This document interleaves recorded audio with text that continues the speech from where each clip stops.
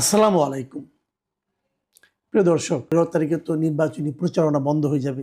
২৪ ঘন্টা আগে তো বন্ধ হয়ে যায়। তো সেই সময় তো আমরাও হয়তো তেমন কিছু কথা বলতে পারবো না। কারণ আমার এই কথা যদি কোনো না কোনো দলের পক্ষে অথবা বিপক্ষে যায়, সেটাও আসলে আইনগতভাবে ঠিক হবে না। তো সেই হিসেবে আমরা ধরতে পারি আর মাত্র ২ দিন। আজকে এবং আগামীকালকে আমরা কথা বলবো নির্বাচনের সম্ভাবনা নিয়ে, নির্বাচনে কে কেমন করতে পারে তা নিয়ে। আমি গতকালকে একটা প্রিডিকশনের মতো দিয়েছিলাম। সেটা আমি দুটো সোর্স থেকে পাওয়া প্রিডিকশন দিয়েছিলাম। আমরা বলেছিলাম, এটা নিয়ে অনেক আলোচনা হয়েছে, অনেকে দেখেছেন, অনেকে নানা রকম মন্তব্য করেছেন। তো এই ধরনের আলোচনা হতেই থাকবে। তারপরেও কিন্তু প্রিডিকশনে চলতে থাকবে। আপনারা মিলিয়ে নেবেন আপনাদের চিন্তার সঙ্গে। এটা কোনো ভিত্তি নেই, কিন্তু আমি আবারও বলছি, জরিপের কোনো ভিত্তি নেই, প্রিডিকশনের কোনো ভিত্তি নেই। যে যার যার মতো করে চিন্তা করেন এবং যার যার সোর্স থেকে তারা পান। ধরা যাক, কথার কথা আমি বলি, আমি বিভিন্ন জায়গার সঙ্গে লোকের সঙ্গে আলাপ করার চেষ্টা করছি। আমি এটা ফাইনাল প্রেডিকশনটা আগামীকালকে দেব, যে আমি নিজে কি মনে করি। যে মনে করার পেছনে আমি একটা দায়িত্ব নেব, যে এই দায়িত্বটা আমি দায়িত্ব নিয়ে মনে করছি। তো আজকে দেখেন, শেষ দিকে বলে হয়তো, আজকে এই শহরে আমি দুটো দুটো জরিপ পেলাম, জনমত জরিপ পেলাম এই নির্বাচন নিয়ে, এবং দুটোই বেশ বড়ভাবে করেছে তারা, মানে অনেক লোকের মধ্যে এই জরিপটা করেছে। প্রথম যে জরিপটার কথা বলছি, দুটো আমি পত্রিকায় পেয়েছি, পত্রিকা থেকে আমি নিচ্ছি, মিডিয়া থেকে। এই প্রথম জরিপটা হলো eminence associates for social development, সংক্ষেপে EASD। এরা একটা জরিপ করেছে, এর নামে একটা সংস্থা। তারা ৪১,০০০ মানুষের মতামতের ভিত্তিতে এই জরিপটা পরিচালিত করেছে। ৪১,০০০ কিন্তু অনেক বিরাট সংখ্যা। এবং তারা দেশের বিভিন্ন জায়গায় জরিপটা করেছে, মানে একদম বিভিন্ন আপনার আসন ধরে ধরে ওখানে গিয়েছে, অনেকের সঙ্গে বিভিন্ন প্রক্রিয়াটা তারা বলেছে কীভাবে তারা প্রক্রিয়ায়িত করেছে। এবং তাদের যে প্রাপ্তিটা, সেটাও তারা প্রকাশ করেছে। তাদের প্রাপ্তিতে বলা হয়েছে, যদি ভোটের হিসাবে হয়, যে প্রায় ৬৬.৩% ভোটার নাকি বিএনপিকে ভোট দিবে। এটা তাদের জরিপের ফল। আর এর বিপরীতে মাত্র ১১.৯% মানুষ ভোট দিবে জামাত ইসলামকে। এনসিপি ১.৭%, জাতীয় পার্টি ৪%। ওগুলি উল্লেখযোগ্য নয় আসলে। তাহলে কোথায় ৬৬.৩% আর কোথায় ১১.৯%? ধরেন ১১-১২ই ধরেন আপনি, কোথায় ৬৬ আর কোথায় ১২, কোনো তুলনা হয়, কোনো প্রতিদ্বন্দ্বিতা হয়, এরকম তাদের জরিপের ফল তারা পেয়েছে। এবং তারা নিশ্চয়ই দাবি করতে পারে, আমরা ধরেন ৪১,০০০ মানুষের মতামত নিয়েছি, এটা অনেকটা গ্রহণযোগ্য হতে পারে, এরকম তারা দাবি করতে পারে। এবং তারা এই ভোটের তো পার্থক্য এবং এর বিপরীতে যারা আসন সংখ্যা যখন ধরেছে, সেখানেও তারা বিশাল পার্থক্য দেখিয়েছে। তাদের বিবেচনায় বিএনপি জোট পাবে ২০৮টা আসন এবং জামায়াত জোট পেতে পারে ৪৬টি আসন। অনেক পার্থক্য কিন্তু। আমি গতকাল যেটা বলেছিলাম তার চেয়ে অনেক বেশি পার্থক্য এটা। আচ্ছা, আমরা আরেকটা জরিপ, আমার জরিপটা নিয়ে পরে কথা বলি, আরেকটা জরিপ নিয়ে আমি কথা বলি এখন। এই জরিপটা করেছেন international institute of law and diplomacy, মানে IILD নামে একটা প্রতিষ্ঠান। এরাও অনেক লোকের উপর করেছেন, এবং এদেরটা আমার তো মনে হয় যে আগে যেটা আমরা বললাম EASD, তাদের চেয়েও বেশি সংখ্যক। EASD করেছিল ৪১,৫০০ মানুষের মতামত নিয়ে। আর ওরা যেটা নতুন যেটা বললাম আমি, যে IILD, এরা জরিপ করেছে ৬৩,১১৫ জন ভোটারের উপর। ৬৩,১১৫ জন, মানে বিশাল ব্যাপার স্যাপার কিন্তু। এবং তারা গত ২১শে জানুয়ারি থেকে ৫ই ফেব্রুয়ারি, মানে এই ১৬ দিনের তারা এই জরিপটা পরিচালনা করেছে। ৩০০টা সংসদীয় আসনেই তারা জরিপ চালিয়েছে, বিভিন্ন ইউনিয়ন ভাগ করে। এবং এখানে ফলাফল যেটা আছে, সেখানে কিন্তু তারা দেখিয়েছে যে একদম মানে নেক টু নেক ফাইট হবে। এরা ভোটের একটা হিসাব দিয়েছে। এই ভোটের হিসাবে তারা বলেছে যে দুই দলের মধ্যে, মানে দুইটা জোটের মধ্যে, বিএনপি এবং জামাতের জোটের মধ্যে একটা হাড্ডাহাড্ডি লড়াই হবে। বিএনপি জোট পেতে পারে ৪৪.১% ভোট, আর অন্যদিকে জামায়াতে ইসলামের নেতৃত্বাধীন জোট যেটা আছে, তারা পেতে পারে ৪৩.৯% ভোট। এই তারা পেতে পারে বলে এদের ধারণা।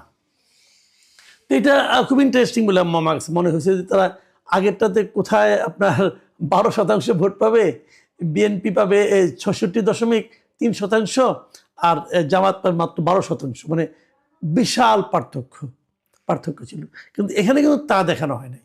এরা বলছে পার্থক্যটা মানে 1% মতো, 44.1%, আর এদিকে 43.9%, মানে ধরতে গেলে 0.2% কম জামাতের। কিন্তু এদের আবার আরেকটা জিনিস ইন্টারেস্টিং আছে, যে আসন বললাম যে আসন সংখ্যা তারা কিন্তু ওরকম স্পষ্ট করে বলেনি, কিন্তু তারা যে জিনিসটা বলেছে, যে কালকে আপনাদের মনে আছে আমি বলেছিলাম যে কতগুলি আসনে বিএনপি জিতবে শিওর সহজে, এবং কতগুলি আসনে জামাত জিততে পারে বলে আমি যে জরিপটা উল্লেখ করেছিলাম, এরা ওই ফর্মুলাই করেছে। এরা বলার চেষ্টা করেছে যে নিশ্চিতভাবে জামাতের জয়ের সংখ্যা হলো 105টা আসনে, মানে 105টা আসনে জামাতের জয়ে তাদের মধ্যে কোনো সন্দেহ নাই। বিপরীত দিকে বিএনপি নিশ্চিতভাবে জয় পাবে 101টা আসনে, মানে নিশ্চিত জয়ের আশায় সংখ্যায় কিন্তু জামাত বিএনপি থেকে জামাত এগিয়ে আছে বিএনপি 4টা আসনে। আর দুই পক্ষের মধ্যে হাড্ডাহাড্ডি লড়াই হবে 75টা আসনে। খেয়াল করুন, তাহলে কিন্তু হাড্ডাহাড্ডি লড়াই পাওয়া গেল 75টা আসনে, আর 19টা আসনে স্বতন্ত্র প্রার্থীরা হয়তো জয়লাভ করবে, একদম তারা হিসাব মিলিয়ে দিয়েছে। তো যদি এই জরিপটাকে আমি ধরি, তাহলে কিন্তু জামাতের জয়ের একটা সম্ভাবনা আমি দেখতে পাচ্ছি এখানে। আপনার মনে আছে ওনারা বলেছেন যে জামাতের নিশ্চিত আসন হলো 105টা, আর গতকালকে আমি বলেছিলাম যে জামাতের নিশ্চিত আসন হচ্ছে 51টা, মানে অনেক পার্থক্য কিন্তু। আর গতকালকে আমি বলেছিলাম আমি যে জরিপটা দিয়েছিলাম একটা পত্রিকার রেফারেন্স, নিশ্চয়ই মনে আছে আপনাদের, সেই রেফারেন্সে ওরা বলেছিল যে বিএনপি নিশ্চিত জিতবে 88টায়, আর এদের জরিপে দেখা যাচ্ছে বিএনপি নিশ্চিত জিতবে 101টা আসনে। আর হাড্ডাহাড্ডি লড়াই আমি বলেছিলাম 132টা আসনে, আর এরা হাড্ডাহাড্ডি লড়াই করাচ্ছে 75টা আসনে। তো দেখেন, আমি 3টা জরিপের কথা বললাম, আপনি যদি 3টাই বিশ্বাস করতে চান তাহলে তো আপনার মাথা খারাপ হয়ে যাবে। আমি গতকালকে আমি 2টো জরিপ দিয়েছিলাম, একটা আমি বাদ রাখছি, আমি আর একটা পত্রিকার একটা হিসাব দিয়েছিলাম, ওটা আমি বললাম শেষে। ওটার সঙ্গে এই যে আজকে যে 2টোর কথা বললাম, যে একটা হলো IILD এবং আরেকটা হলো EASD, এই যে 2টা প্রতিষ্ঠানের জরিপ, আর অনেক টাকা পয়সা খরচ করেছে। একটাতে প্রায় 64,000 লোক, আরেকটাতে 41,000 লোক, এত লোককে কথা বলেছে। তো এত ডিফারেন্স কেন হবে, এত পার্থক্য কেন হবে? একজন বলছে মানে EASD, তারা বলছে জামাত পেতে পারে 46টা আসন, আর ওখানে বিএনপি পেতে পারে 208টা আসন, বিশাল ডিফারেন্স। আর পরেরটায় দেখা যাচ্ছে যে জামাতেরই বরং একটু বেটার হচ্ছে অবস্থানটা, মানে 105টার 101টা নিশ্চিত, আর হাড্ডাহাড্ডি 75। তো যোগ করলে 75 যদি অর্ধেকও ধরি, তত জামাতে এগিয়ে যাচ্ছে। তো এই যে ডিফারেন্স, এটা কেন? আমি কিন্তু বহুদিন বলেছি যে জরিপ জিনিসটা না অনেকটা ওই যে পত্রিকার রাশিফলের মতো, পড়তে মজা লাগে, আলোচনা করতে মজা লাগে, কিন্তু এর উপর নির্ভর করা যায় না। আমার এবারও মনে হচ্ছে তাই হবে, নির্ভর করা যায় না।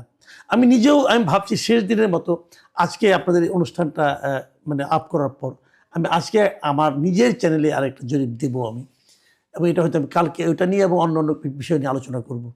আমি কি পেলাম মাঠ থেকে সেই আলোচনাটা করব, এবং আবার এই অনলাইন জরিপে কী হয় সেটাও আলোচনা করব। তো এই যে জরিপের এত পার্থক্যটা হচ্ছে, এখন এখানে কিন্তু অনেকে ভাবতে পারেন যে কোন প্ল্যাটফর্মে হচ্ছে এটা ইম্পর্টেন্ট, অথবা কারা করছে এটা ইম্পর্টেন্ট, কারোর দ্বারা প্রভাবিত হয়ে করছে কিনা এটাও একটা জরুরি ব্যাপার। অনেক সময় হয় না এরকম যে টাকার বিনিময়ে অনেকে জরিপ করে দেয়, বিশেষ একটা পার্টিকে একটু ভালো অবস্থানে দেখিয়ে দেওয়া, একটা হিউজ অ্যামাউন্টের টাকা তারা হয়তো অনেকে ব্যয় করে, সেটাও হতে পারে। কোন জরিপ কেন হয়েছে আমি বলতে পারবো না। তবে এই পর্যায়ে এসে আমি একটা কথা বলে শেষ করবো, সেটা হলো গিয়া নির্বাচন তো হয়ে যাবে, 12 তারিখে নির্বাচন হবে, তারপর কি হবে? তারপর কি হবে সেটা আমি আগেও বলেছি, আবারও বলি আরেকবার। সেটা হলো নির্বাচনের পর প্রথম যে সমস্যাটা হবে সেটা হলো নির্বাচনের ফল প্রকাশ নিয়ে একটা আলোচনা এরই মধ্যে আসছে। ইলেকশন ইঞ্জিনিয়ারিং কি হবে, এই আলোচনাটা আসতো না। এই আলোচনাটা আসার পেছনে মূলত যেটা কাজ করছে আমি মনে করি সেটা কাজ করছে এই তত্ত্বাবধায়ক সরকারের কিছু কর্মকাণ্ড। এই তত্ত্বাবধায়ক সরকারের প্রধান উপদেষ্টা ডক্টর ইউনূসের যে প্রেস উইং, সেই press secretary mister Shafiqul Alam আরও আগে বেশ কয়েকদিন আগে উনি বলেছিলেন এবার নির্বাচনের ফল ঘোষণা করতে দেরি হবে। এই যে কথাটা না, এটা হলো ম্যাজিক সেন্টেন্স। এই সেন্টেন্সের কারণে, এই একটি বাক্যের কারণে পুরো দেশের ভোটারদের মধ্যে, প্রার্থীদের মধ্যে একটা আতঙ্ক ঢুকে গেছে দেরি কেন হবে? দেরি হওয়ার কি কারণ থাকতে পারে? প্রশ্ন হচ্ছে কয়েকটা। দেখেন, অনেকে বলবেন দুটো ব্যালট গুনতে সময় লাগবে। ওকে ফাইন, দুটো ব্যালট। আপনার বলেন তো, যখন মেয়রের সিটি কর্পোরেশন নির্বাচন হয় তখন ব্যালট থাকে কটা? তখন তো আপনার একটা সিটি কর্পোরেশনের মেয়রের ব্যালট থাকে, একটা সংরক্ষিত আসনে ব্যালট থাকে, এবং আরেকটা কমিশনারদের ব্যালট থাকে। ইউপি নির্বাচনে এরকম থাকে, 3টা ব্যালট থাকে। তো 3টা ব্যালট যদি এক রাতের মধ্যে, এক বেলার মধ্যে শেষ করা যায় গুনে, তাহলে দুটো ব্যালট গুনে শেষ করা যাবে না কেন? প্রত্যেকটা কেন্দ্রে প্রিজাইডিং অফিসার, পোলিং অফিসার এর সংখ্যা তো সমান, তাহলে এটা যাবে না কেন? আর তার উপর এই ব্যাপারে আগে ভাগেই প্রেস সেক্রেটারি কেন এই কথাটা বলেন? এটা কি প্রেস সেক্রেটারি বলার বিষয়? নির্বাচনে ভোট গণনা আগে হবে না পরে হবে, দেরি হবে না হবে, তাড়াতাড়ি হবে, রাতে হবে না সকালে হবে, এই বিষয়গুলো তো প্রকাশ করবেন নির্বাচন কমিশন, সরকার তো না। এবং প্রেস সেক্রেটারি তো নাই। উনি যার প্রেস সেক্রেটারি, মানে মিস্টার ডক্টর ইউনুস, ওনারও তো এখতিয়ার নাই বলার এই যে নির্বাচনের রেজাল্ট ঘোষণা করতে দেরি হবে কি তাড়াতাড়ি হবে, উনিও বলতে পারেন না। তো পুরো জিনিসটা নির্বাচন কমিশনের এখতিয়ারে, কিন্তু ওনারা বলছেন। কেন বলছেন? এই যে কেন বলছেন, এই প্রশ্নের উত্তর খুঁজতে গেলে প্রথমেই মনে আসে যে তাহলে কি ইলেকশন ইঞ্জিনিয়ারিং এর একটা সম্ভাবনা আছে? ইলেকশন ইঞ্জিনিয়ারিং জিনিসটা কি? আমি সহজভাবে বলি, আমি তো বোঝানো দরকার নাই, আমি সহজভাবে বলি। সেটা হলো, আপনি ভোট দিয়ে আসলেন, কিন্তু যা ভোট দিলেন, যে ভোটটা হলো, সেই ভোটটাই ফল হিসাবে কি প্রকাশিত হবে, নাকি কেউ মাঝখানে অন্য কিছু প্রকাশ করে দেবে? মাঝখানে কি দুদিন ফলগুলো আটকে রেখে তারপরে প্রকাশ করা হবে? যখনই ফলগুলো আটকে থাকবে, যখনই ফল প্রকাশে বিলম্ব হবে, তখনই কিন্তু মানুষের মধ্যে সন্দেহটা আরো দানা বাঁধবে। আচ্ছা, যদি সরকার ইলেকশন ইঞ্জিনিয়ারিং করতে চায়, তাহলে কোন দিকে করতে পারে, কার পক্ষে করতে পারে? আপনারা ভেবেছেন একবার? কার পক্ষে করবে? জাতীয় পার্টির পক্ষে, নাকি ইসলামী আন্দোলনের পক্ষে? না, তাদের পক্ষে না। সম্ভাব্য দিক হলো কি, সন্দেহের তালিকা যারা থাকে, এটা হলো জামাতে ইসলাম, এনসিপি, এদের প্রতি এই সরকারের একটা বিশেষ, মানে আপনার এক ধরনের ভালোবাসা প্রকাশিত এরই মধ্যে। বিএনপি হতে পারে, এরা তো অভিযোগ করে বিএনপির কথা মতো নাকি সব চলছে। আমি একটা তথ্য দিই, এই তথ্যটা আমার কাছে খুব, মানে একদম যে আমি প্রমাণ করে দিতে পারবো আমি তা বলছি না, কিন্তু আমার কাছে বিভিন্ন জায়গা থেকে তথ্যটা এসেছে, এটা আপনাদের সঙ্গে একটু শেয়ার করা দরকার।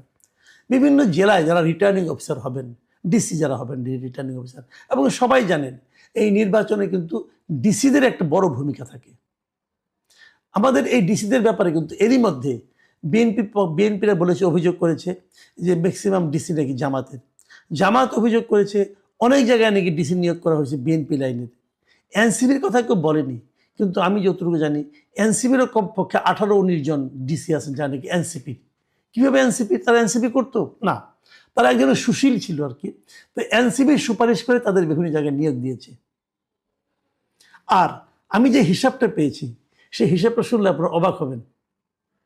সেই হিসাবটা হলো 64 জন ডিসির মধ্যে 30-এর উপরে হলো জামাত সমর্থিত ডিসি, মানে যারা জামাতের রাজনীতিকে সমর্থন করে, অথবা তাদের কর্মকাণ্ড কথাবার্তায় ওই এলাকার লোকজন অথবা প্রশাসনের অন্য অন্য লোকজন তাদেরকে জামাত সমর্থিত বলে মনে করেন। কারণ গত কয়েক মাস কিন্তু জামাতের লোক, প্রশাসনের কোন লোকটা জামাতের, কোন লোকটা বিএনপির, এটা কিন্তু বুঝতে কারো কোনো কষ্ট হয় না, কারণ তারা নিজেরাই প্রকাশ করেছে ভালো পোস্টিং পাওয়ার জন্য। আর বিপরীতে বিএনপি সমর্থিত ডিসির সংখ্যা হলো ধরেন 12-13 জন। পার্থক্যটা বুঝতে পেরেছেন? বিএনপি সমর্থিত জেলা প্রশাসকের সংখ্যা এনসিপির চেয়েও কম। যদি যদি ইলেকশন ইঞ্জিনিয়ারিং হয়, রিটার্নিং অফিসারদের অজ্ঞাতে হতে পারবে না, তারা জানবেন কি হচ্ছে। সেক্ষেত্রে বুঝতেই পারছেন যদি হয় তাহলে কি হবে। প্রিয় দর্শক, আপনারা ভাবতে থাকুন, বাকি মিলিয়ে নেবেন। ইলেকশন তার খুব বেশি দিন নাই, 2-3 দিন। আল্লাহ হাফেজ।